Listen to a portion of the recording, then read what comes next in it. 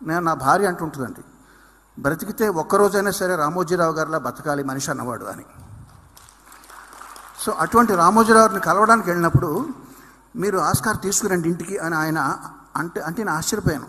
రామోజీరావు గారు ఆస్కార్కి ఇంత వాల్యూ ఇస్తున్నారా అంటే డెఫినెట్గా దాంట్లో వాల్యూ ఉందన్నమాట. అది ఎలాగైనా తీసుకురావాలి అనే ఒక టెన్షన్ బయలుదేరిందండి. చంద్రబోస్ గారు చెప్పినట్టు లాస్ట్ 45 సెకండ్స్లో, లాస్ట్ 1 మినిట్లో అది అనౌన్స్ చేసే ముందర ఎవరి కోసం కాకపోయినా ఆయన కోసం నేను ఇది మాకు రావాలి అని ఒక ఫింగర్స్ క్రాస్ అంటారు చూడండి, అట్లా నేను ఆ స్టేట్లో ఉన్నాను. అది వచ్చిన తర్వాత ఇంకా మామూలేనండి. ఇంకా ఒకసారి ఎవరెస్ట్ శిఖరం ఎక్కిన తర్వాత ఇక ఎటువంటి పరిస్థితిలో ఆ పరిస్థితిలో ఉన్నాను.